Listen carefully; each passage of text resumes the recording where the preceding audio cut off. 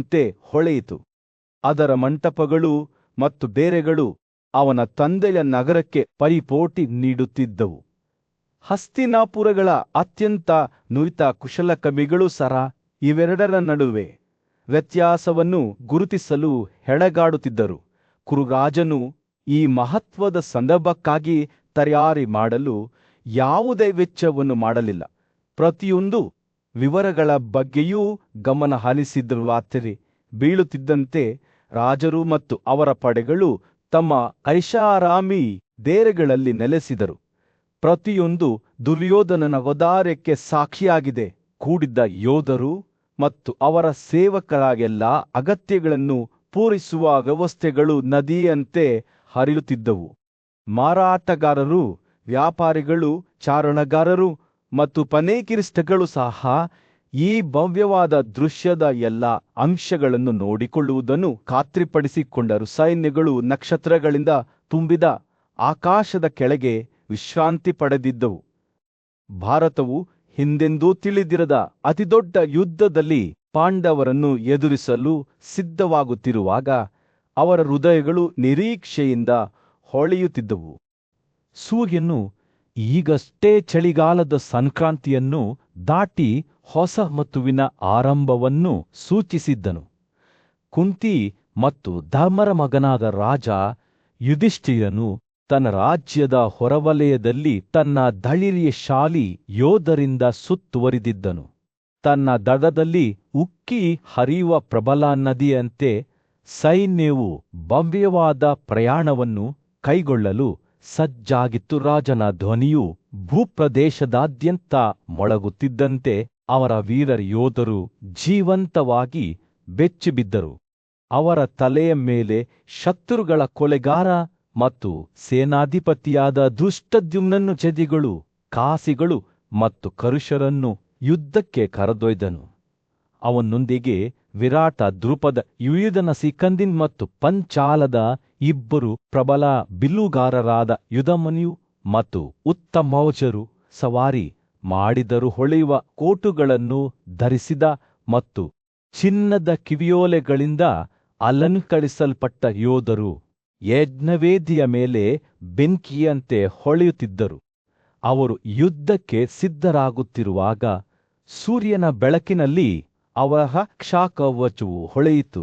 ರಾಜನ ಆದೇಶವು ಸ್ಪಷ್ಟವಾಗಿತ್ತು. ತಮ್ಮ ಶತ್ರುಗಳ ವಿರುದ್ಧ ಹೋರಾಡಿ ವಿಜಯವನ್ನು ಸಾಧಿಸಲು ಸೈನ್ಯವು ಮುಂದೆ ಸಾಗುತ್ತಿದ್ದಂತೆ ಅದರ ಗದ್ದಲವು ಭೂಮಿಯಾದ್ಯಂತ ಪ್ರತಿಧ್ವನಿಸಿತು. ಪುರುಷರು ಕೂಗಿದರು, ಕುದುರೆಗಳು ಜೋರಾಗಿ ಕೂಗುತ್ತಿದ್ದವು ಮತ್ತು ಆನೆಗಳು ತುತ್ತೂರಿ ಬೀಸುತ್ತಿದ್ದವು. ಆಕಾಶವನ್ನು ಸ್ಪರ್ಶಿಸಿದಂತೆ ಭಾಸವಾಗುತ್ತಿದ್ದ ಡ್ರಮ್ಗಳ ಶಬ್ದದಿಂದ ಗಾಳಿ ಕಂಪಿಸುತ್ತಿತ್ತು. ಅವುಗಳ ಹಿಂದೆ ರಾಜ ಯುಧಿಷ್ಠಿರನು ವಿರಾಟ, ದ್ರುಪದ ಮತ್ತು ಇತರ ದೊರೆಗಳೊಂದಿಗೆ ಹೊರಟನು. ಸೈನ್ಯದ ವಿಭಾಗಗಳನ್ನು ಎಚ್ಚರಿಕೆಯಿಂದ ವ್ಯವಸ್ಥೆಗೊಳಿಸಲಾಗಿತ್ತು. ಪ್ರತಿಯೊಂದು ತನ್ನ ಶತ್ರುವಿನ ಮೇಲೆ ದಾಳಿ ಮಾಡಲು ಸಿದ್ಧವಾದ ಸೂಕ್ಷ್ಮವಾದ ಯಂತ್ರವನ್ನು ಹೊಂದಿತ್ತು. ಮೊದಲ ವಿಭಾಗದಲ್ಲಿ ಭೀಮಸೇನನು 10,000 ಕುದುರೆಗಳು, 2,000 ಆನೆಗಳು ಮತ್ತು 10,000 ಪಾದಚಾರಿ ಸೈನಿಕರೊಂದಿಗೆ ದ್ರೌಪದಿ ಪುತ್ರರಾದ ಅಭಿಮನ್ಯು, ನಕುಲ, ಸಹದೇವ ಮತ್ತು ಪ್ರಭಾದ್ರಕರನ್ನು ಮುನ್ನಡೆಸಿದನು. ಮಧ್ಯಭಾಗದಲ್ಲಿ ವಿರಾಟ ಮತ್ತು ಜಯಸೇನನು ಪಾಂಚಾಲದ ಆ ಇಬ್ಬರು ಪರಾಕ್ರಮಶಾಲಿ ಕಾರು ಯೋಧರಾದ ಯುಧಮನ್ಯು ಮತ್ತು ಉತ್ತಮೌಜರೊಂದಿಗೆ ಸಾಗಿದರು. ವಾಸುದೇವ ಮತ್ತು ಧನಂಜಯ ಅವರ ನಡುವೆ ನಡೆದರು. ಅವರ ಮುಖಗಳು ದೃಢನಿಶ್ಚಯದಿಂದ ಕೂಡಿದ್ದವು.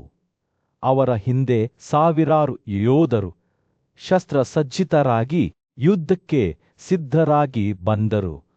ಅವರು ಮುಂದೆ ಸಾಗುತ್ತಿರುವಾಗ ಯೋಧರ ಧ್ವಜಗಳು ಗಾಳಿಯಲ್ಲಿ ಬೀಸುತ್ತಿದ್ದವು.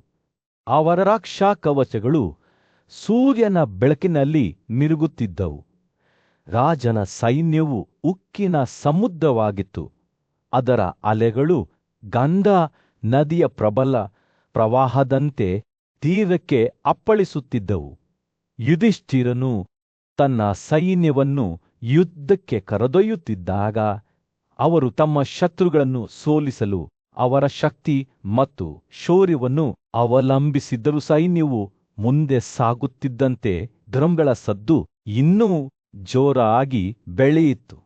ಅದರ ಲಯವು ಭೂಮಿಯಾದ್ಯಂತ ಪ್ರತಿಧ್ವನಿಸುವ ಲಯವನ್ನು ಬೀರುತ್ತಿತ್ತು. ಸಾವಿರಾರು ಆನೆಗಳು, ಕುದುರೆಗಳು ಮತ್ತು ಕಾರುಗಳು ಅವರನ್ನು ಹಿಂಬಾಲಿಸಿದರು. ಜೊತೆಗೆ ಬಿಲ್ಲುಗಳು, ಕತ್ತಿಗಳು ಮತ್ತು ಗದೆಗಳಿಂದ ಶಸ್ತ್ರಸಜ್ಜಿತರಾದ ಅಸಂಖ್ಯಾತ ಪಾದಚಾರಿ ಸೈನಿಕರು. ಗಾಳಿಯು ಬೆವರು, ಲೋಹ ಮತ್ತು ಧೂಳಿನ ಪರಿಮಳದಿಂದ ತುಂಬಿತ್ತು. ಸೈನ್ಯವು ಮುಂದೆ ಸಾಗುತ್ತಿದ್ದಂತೆ ಅದರ ವಿಭಾಗಗಳು ದೊಡ್ಡ ತ್ಯಾನ್ನಂತೆ ಹರಡಿಕೊಂಡವು.